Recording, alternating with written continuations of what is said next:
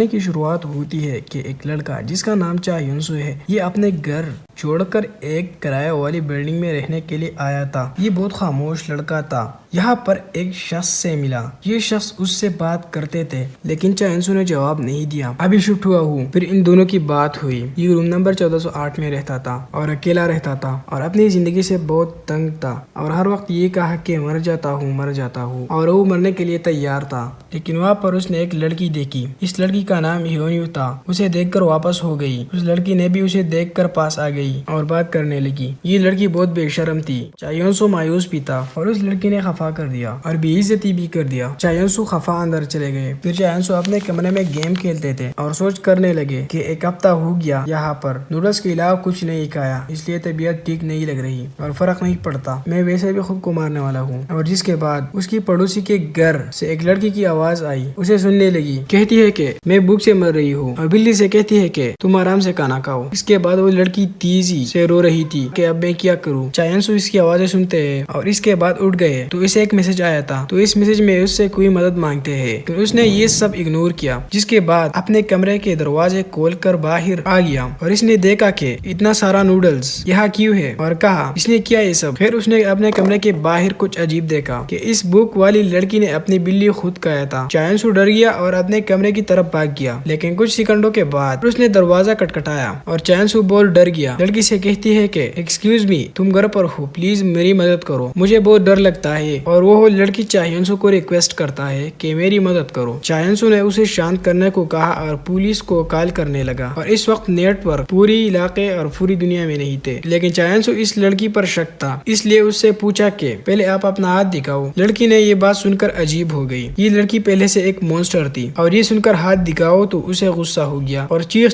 کے دروازہ کھولو اور اس کے ساتھ ساتھ اس کے ناک سے خون آ گیا۔ جس کے بعد وہ مونسٹر چلا گیا۔ اصل میں یہ مونسٹر اس کی پڑوسی والی لڑکی تھی۔ اس مونسٹر کو دیکھنے کے بعد چا یونسو ڈر کی وجہ سے غصے سے اس مونسٹر کو مارنے کے لیے باہر آیا، لیکن باہر اسے ایک شخص ملا جس کا نام سینگوک تھا۔ سینگوک نے بولا اتنا سارا خون اور چا یونسو گر گیا۔ اس بلڈنگ کا سب سے بڑا گیٹ بند تھا، نیچے لوگ بھی پھنسے تھے اور ایک طرف نیٹ ورک نہیں تھا اور سب لوگ ڈر گئے تھے جو اس بلڈنگ میں رہتے تھے۔ اس بلڈنگ کا کنٹرول روم بھی لاک تھا جو ایک لڑکی جس کا نام سوئے کیونگ تھا، وہ دروازہ ٹوٹتا ہے، سب لوگ اسے روکتی ہے۔ اس کے بعد ایک لڑکا جس کا نام مسٹر لی ہے، اس نے اچھے طریقے سے زنجیر توڑا۔ مسٹر لی دوسرا دروازہ دیکھتے ہیں کہ لاک ہے کہ نہیں، لیکن سب کے سب دروازے بلاک تھے۔ ان لوگوں نے سب سے بڑا گیٹ کھولا۔ اس گیٹ کے باہر ایک بھیانک مونسٹر کھڑا تھا۔ سب لوگ حیران ہوئے اور کہتے ہیں کون ہے یہ، لیکن مونسٹر بہت عجیب تھا۔ اس مونسٹر کے منہ سے خون نکلتا تھا۔ مسٹر لی نے کہا کہ شٹر بند کرو، لیکن سب لوگ ڈر کی وجہ سے کچھ بھی نہیں کر سکتا۔ آخر وہ مونسٹر اندر آ گیا اور ایک لڑکے پر حملہ کر دیا اور بری طرح سے مارا۔ اس کی حالت دیکھ کر سب لوگ ڈر گئے۔ اس وقت مسٹر لی نے اسے کسی بھی طریقے سے باہر کر دیا اور انکل کو کہتے ہیں کہ شٹر بند کرو، لیکن انکل خود ڈر گئے تھے۔ انکل نے شٹر بند کیا، لیکن اس وقت ایک لڑکی سوئی کیونگ جو باہر تھی، مسٹر لی نے اسے بچایا، لیکن سوئی کیونگ بری طرح سے مارا گیا تھا۔ سب لوگوں نے باہر دیکھا، اتنا زیادہ تھا مونسٹرز، اس کا شمار بھی نہیں تھا۔ اس سے مسٹر لی کہتے ہیں کہ یہ دنیا بہت جلد ختم ہونے والی ہے اور اوپر چا یونسو ٹھیک ہو گیا اور اچانک اس کا ناک سے خون آ گیا اور ایک مونسٹر میں تبدیل ہو گیا۔ اگلے ایپیسوڈ کو دیکھنے کے لیے میرا چینل کو سبسکرائب کریں اور بیل کا نشان دبائیں تاکہ دوسرا ایپیسوڈ کا نوٹیفیکیشن